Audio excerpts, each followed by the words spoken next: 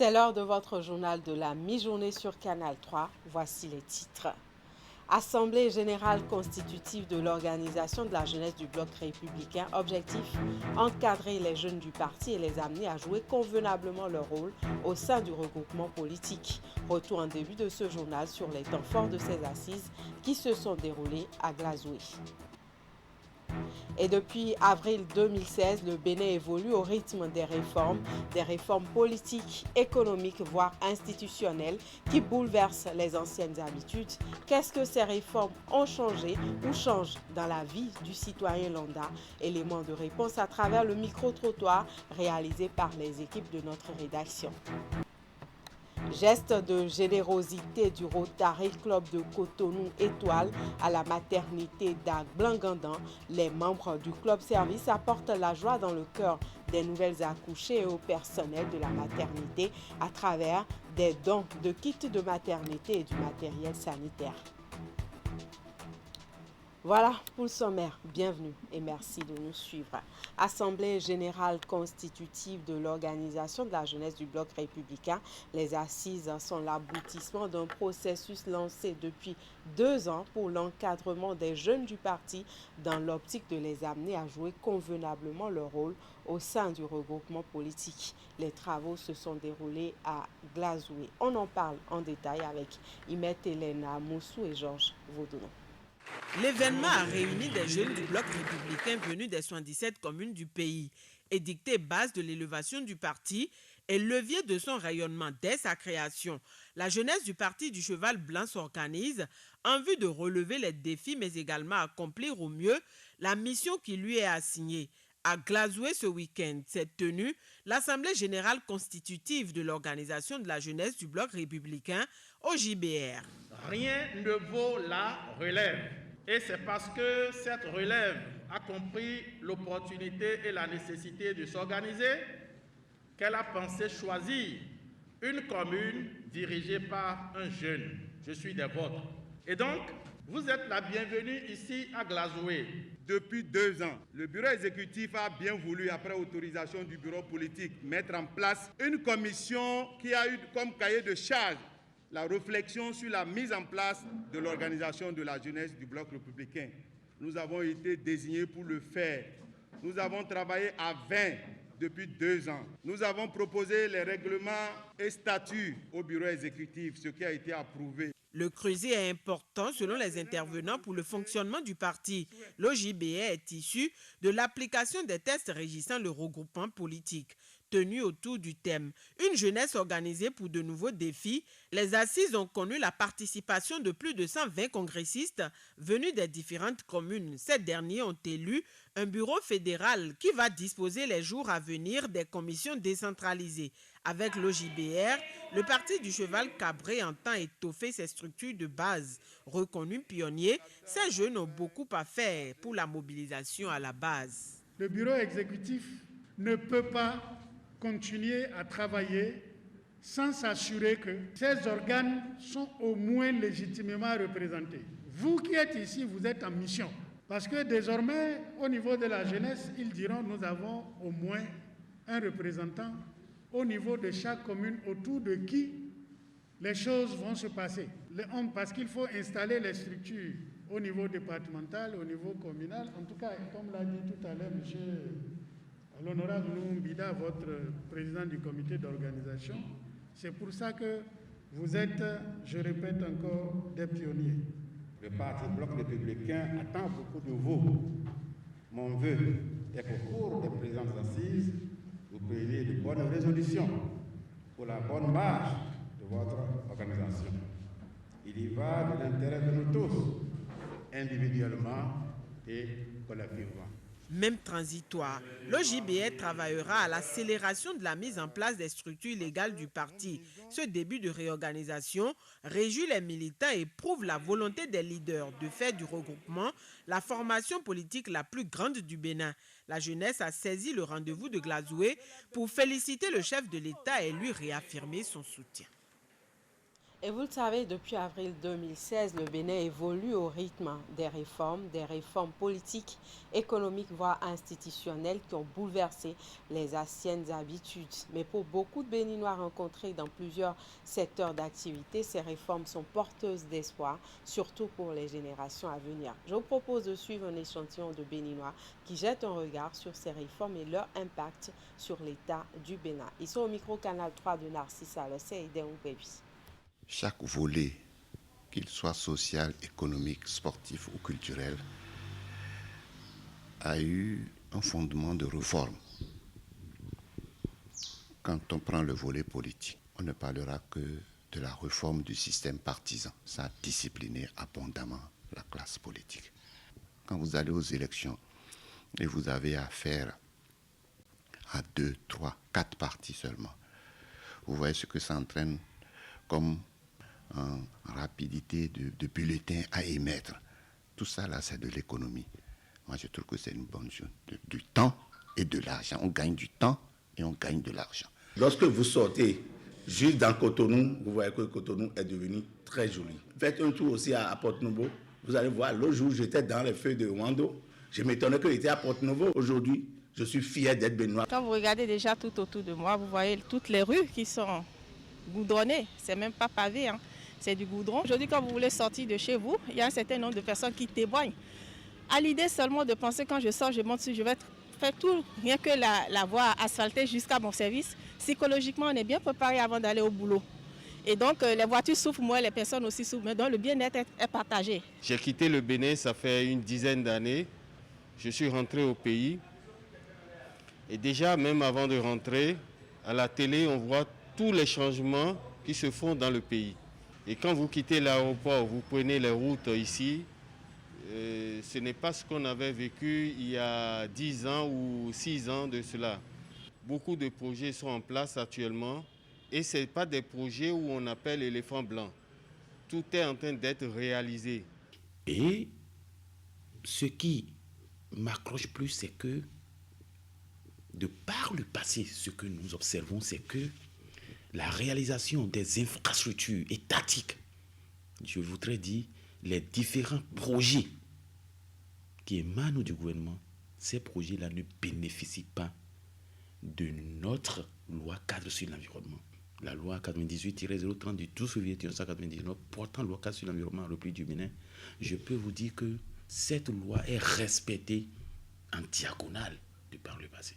Mais aujourd'hui, est-ce que les infrastructures qui sont en train d'être réalisées, est-ce que ces infrastructures-là n'ont pas bénéficié des études d'impact environnemental et social?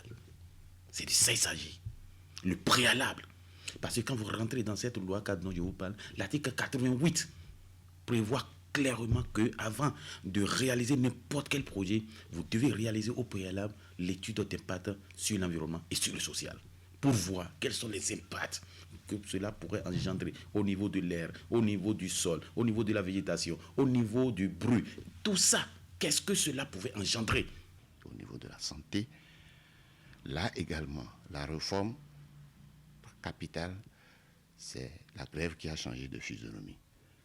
Nos centres de formation sanitaire ont cessé d'être des mouroirs. Vous savez, un médecin, un infirmier debout, c'est un dieu. Et lorsqu'il y a des malades et on se dit qu'on va en grève et ceux-là peuvent mourir, et je pense que ce n'est pas une très bonne chose. Et tout ça là est corrigé à la date d'aujourd'hui. Il n'y a aucun Béninois qui puisse dire que nous éprouvons encore les mêmes difficultés qu'on ne pouvait par le passé. L'administration est aujourd'hui véritablement assainie. Et même les agents de l'État aussi ont quand même, c'est pas eux tous, c'est ceux qui étaient des brebis galeuses.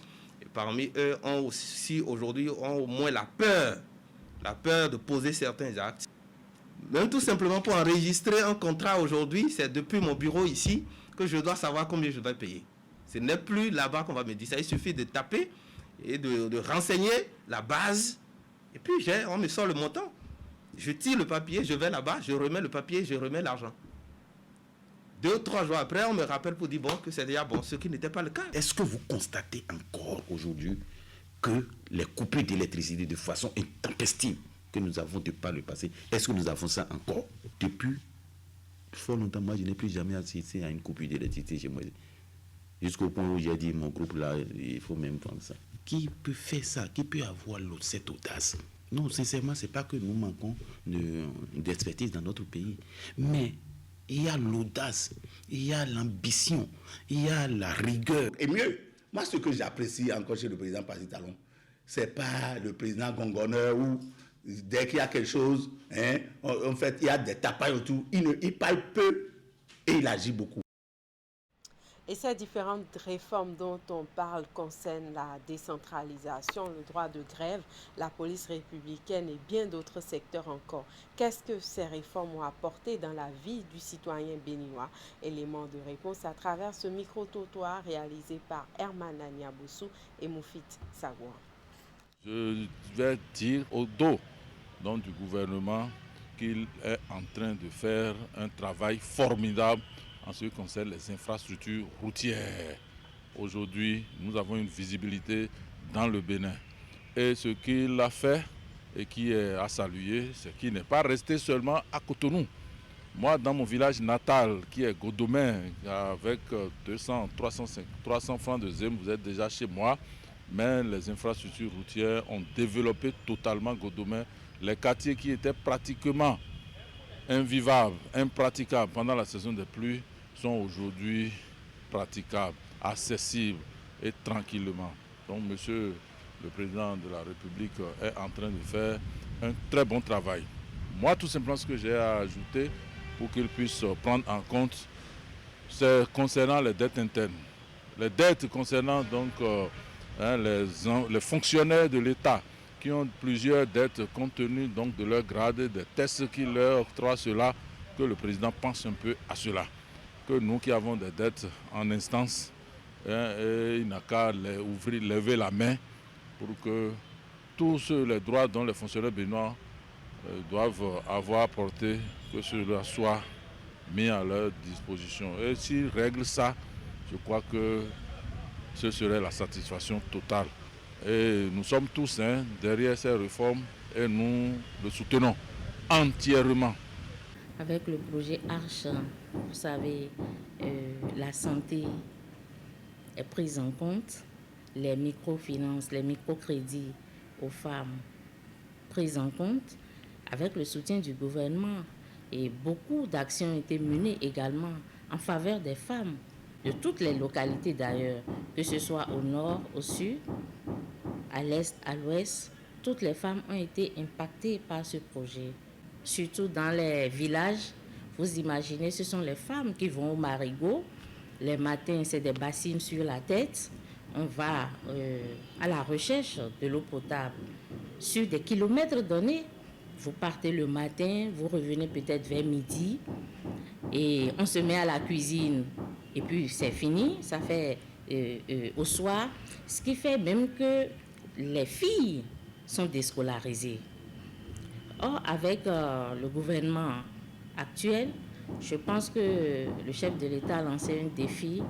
En 2021, tout le monde doit avoir de l'eau potable. Et donc, que veut le peuple?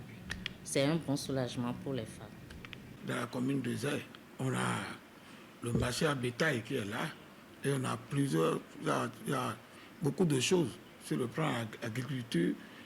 Tout va très bien. Le ministère de l'Agriculture est avec nous tout le temps. Actuellement, c'est le premier producteur de l'ananas. Et l'huile rouge aussi, parmi à huile. Et bientôt, on a même commencé, il y a le riz aussi. Donc, c'est gauche de beaucoup de ressources. Et ces réformes nous ont beaucoup aidé à développer la commune de Zé. L'aéroport de Gros-Djibé, Zé concerné plus que les autres communes parce qu'il y a Calavi et un peu de Calavi dans Gros-Djibé et Torier de l'autre côté. Mais la grande partie, c'est Zé.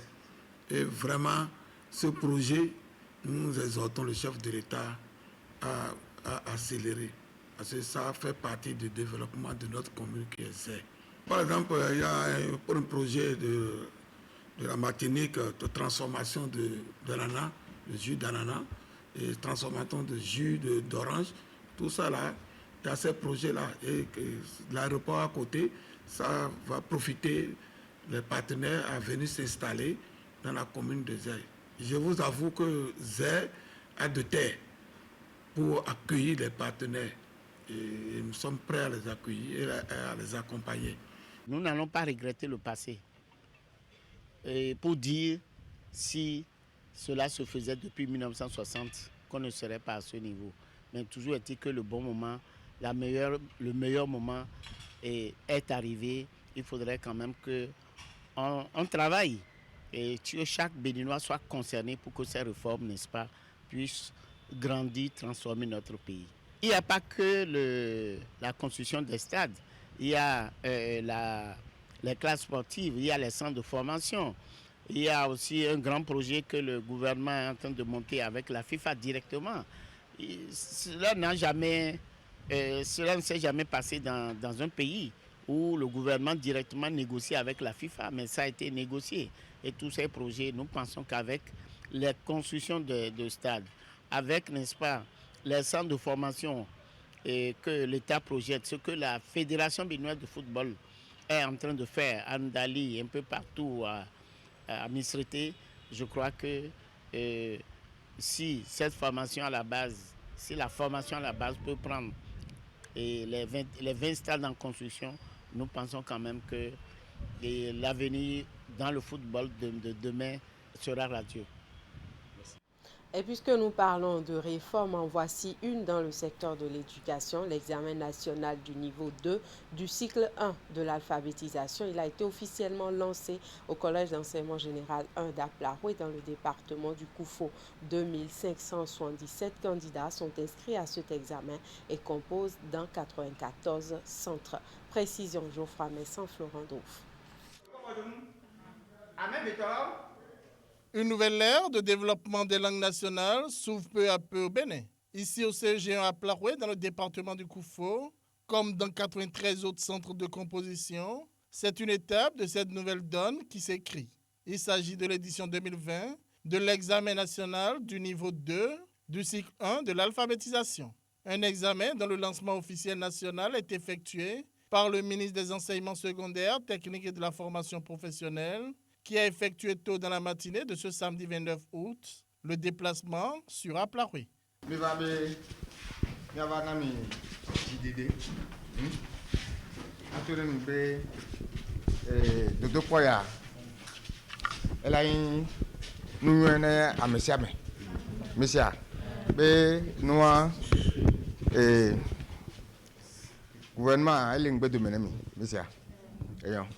À cet examen national du niveau 2 du cycle 1 de l'alphabétisation, 2577 candidats sont inscrits. Les femmes sont largement majoritaires avec 1684 candidates. Le constat que j'ai fait, c'est qu'il y a un certain engouement. Vous ne pouvez pas croire, mais des gens sont venus de très loin, très tôt, pour venir composer. Si ça prend comme ça, je crois que d'ici à là, la lutte contre l'analphabétisme sera une réussite au Bénin. Il faut souligner que l'alphabétisation concerne 61,2% de la population active du Bénin. Dans l'axe 5.5 du programme d'action du gouvernement, PAG, il est dit clairement que l'alphabétisation sera un facteur de développement économique. Ce qui se fait, c'est que nous tenons compte des artisans. Et ces artisans qui sont soit en formation ou en fonction déjà, nous leur donnons des cours d'alphabétisation pour qu'ils puissent appliquer cette alphabétisation à leur activité économique. Tout artisan qui sait lire, écrire et s'exprimer correctement dans sa langue, quelle que soit la langue, lorsqu'il applique la connaissance de cette langue-là à son activité économique, il maîtrise davantage cette activité-là. Ce qui fait que l'activité se développe davantage. Et à partir du moment où l'activité se développe, cela signifie que nous sommes en train de progresser dans le développement économique. Le préfet du Koufo, Christophe Mengbedji, présent à cette occasion aux côtés du ministre Maouyon Kakpo, a souligné en langue locale Adja l'importance de cet examen et surtout la nécessité pour les artisans de savoir lire et écrire dans leur langue maternelle. On s'intéresse maintenant à l'Assemblée générale ordinaire de l'Association pour la promotion de l'économie familiale et sociale. C'était un moment de retrouvailles pour les participants, occasion de faire le toilettage des tests de leur association pour la rendre plus dynamique. Précision à Siongo Kanya, Siongo Moufit Sabouran. L'absence de spécialisation des enseignants d'économie familiale et sociale et de profil lors des différents concours de recrutement sont les motifs qui ont inspiré l'Association pour la promotion de l'économie familiale à organiser cette Assemblée générale. Réunis au Collège d'enseignement général Sainte-Rita de Cotonou le samedi 29 août, les membres ont procédé à la relecture des textes. Occasion pour eux de travailler à rendre plus visible encore leur secteur, comme le suggère à l'ouverture des assises le représentant du ministre des Enseignements secondaires, techniques et de la formation professionnelle. Il vous revient donc, mesdames et messieurs spécialistes de l'EFS, de donner de la visibilité aux métiers auxquels concourt l'enseignement de l'économie familiale et sociale. Car pour prendre confortablement place à bord de la nouvelle dynamique éducative fortement axée sur l'emploi, vous devez vous rendre plus visible et convaincant. J'y crois personnellement et je prends l'engagement que mon cabinet fera suffisamment écho de toutes les initiatives que votre association prendra dans ce sens. Au cours des travaux, les participants ont identifié les goulots d'étranglement qui empêchent l'essor de l'éducation familiale et sociale. Aussi ont-ils débattu de son impact sur le développement. Un nouveau bureau a été élu que préside désormais Gloria Kbonou et qui reçoit du soutien. Le Conseil national de l'éducation ne peut que soutenir l'idée de se regrouper pour réfléchir et poser les bases du développement de la filière. J'ose espérer que le bureau exécutif ne ménagera aucun effort pour la mise en œuvre diligente, rationnelle et dans l'intérêt des familles des résolutions qui seront issues de vos assises. La nouvelle équipe qui s'installe est prête à impulser des changements qualitatifs pour l'amélioration des conditions de vie. Ensemble avec les membres, elle entend lutter contre la pauvreté. L'ONG Étoile d'Afrique récompense les meilleurs établissements après les résultats de l'examen du certificat d'études primaires. L'initiative est à sa première édition et vise à faire la promotion de l'excellence dans la circonscription scolaire de Calavi 2. Au total, 20 établissements primaires dont le complexe scolaire Le Bon Berger ont été distingués. Ali Moumouni et Deumpevi nous font le compte-rendu. Le complexe scolaire Le Bon Berger est le premier d'une liste de 20 établissements primés ce vendredi 28 août par l'ONG Étoile d'Afrique. Il s'agit des meilleures écoles primaires, privées ou publiques de l'arrondissement de Godomé, ayant réalisé les meilleures performances à l'examen national du certificat d'études primaires CEP 2020. C'est une grande joie pour nous, d'abord pour moi et tout le personnel du Bon Berger, de recevoir ce prix ce soir.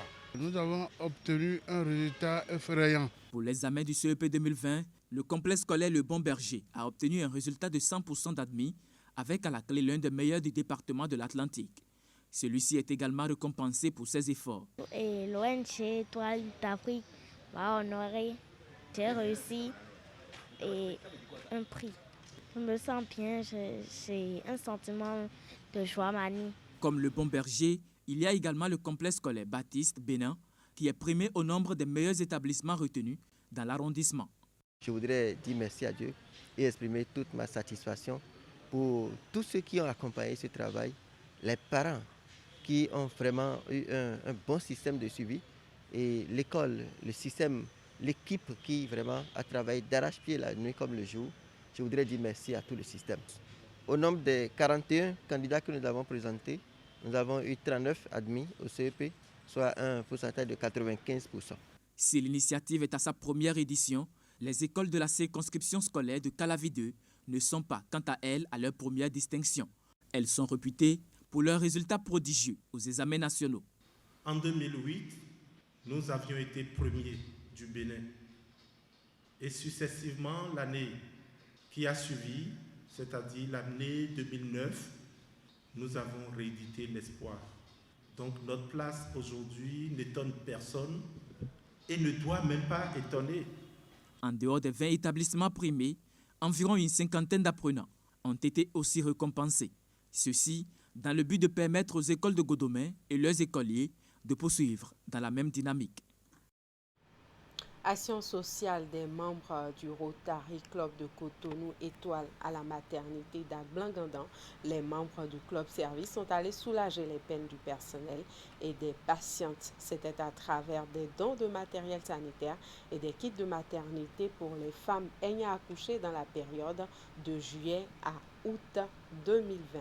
Teddy Goudalo, Asiongon Kanye Asiongon pour plus de précision. Que le Seigneur vous accorde la grâce, la force et la santé de toujours le faire. Amen. Toujours le faire. C'est tout le sens de ces prières que fait l'autorité locale d'Agblangandang à l'endroit des membres du Rotary Club de Cotonou Étoile du district 9102.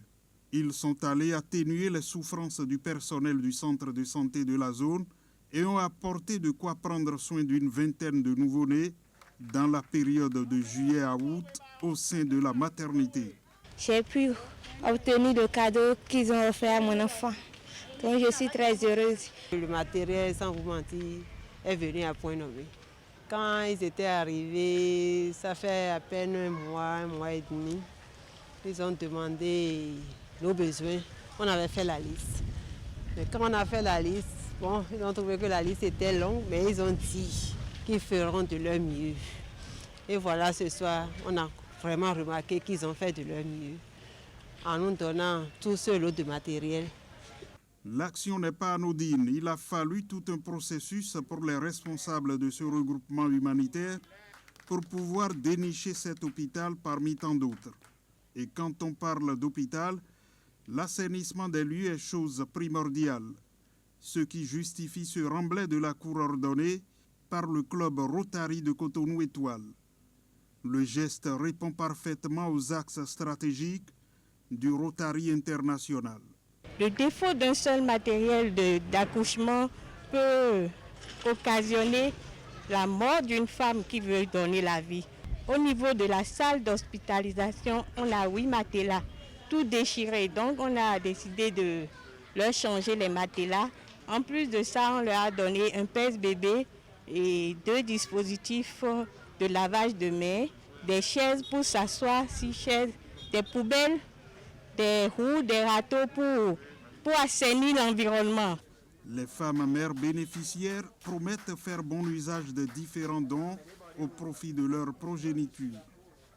Selon le personnel de la maternité d'Agblangandang, les dispositifs offerts leur permettront d'exercer leurs fonctions dans des conditions optimales et surtout avec quiétude.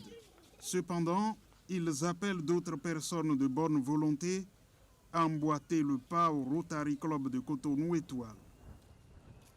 Pour finir maintenant, l'artiste béninoise Cessima, nouvelle ambassadrice de l'eau minérale Aquabel, était sur l'esplanade du stade de l'amitié Mathieu Kérékou de Cotonou samedi. Elle est allée distribuer des bouteilles d'eau Aquabel aux sportifs, une opération couplée avec le rappel des gestes barrières afin d'amener les populations à cultiver les comportements sains tout en se réhydratant avec de l'eau Aquabel. Précision Ulrich Gaba et Déon Pépi.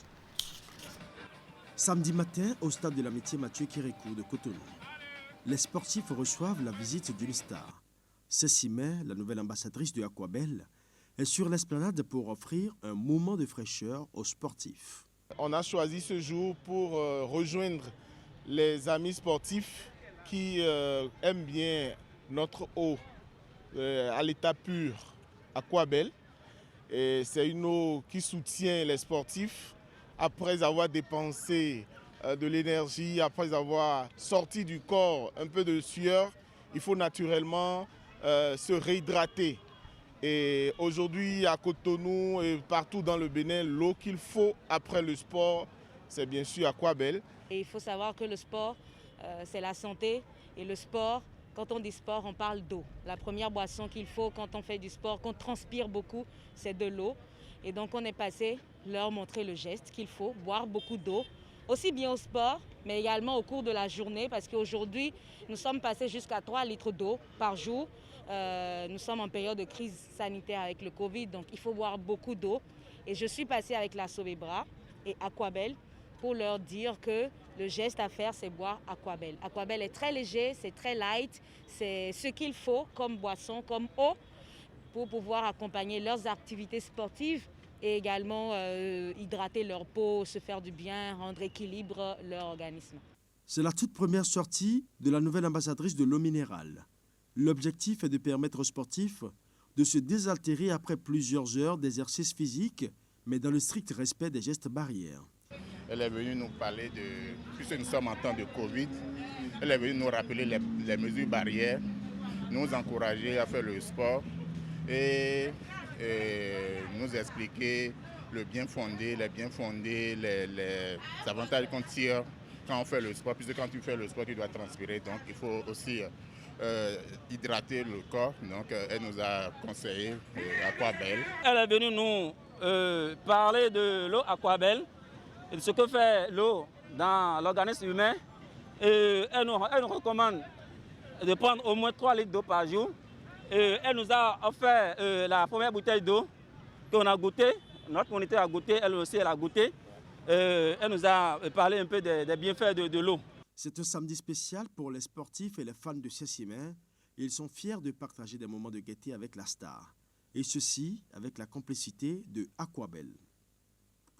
Et voilà, c'est la fin de ce journal. Toute l'équipe qui m'accompagne vous remercie pour votre attention et votre fidélité. Passez de très bons moments en compagnie de nos programmes et surtout respectez les gestes barrières.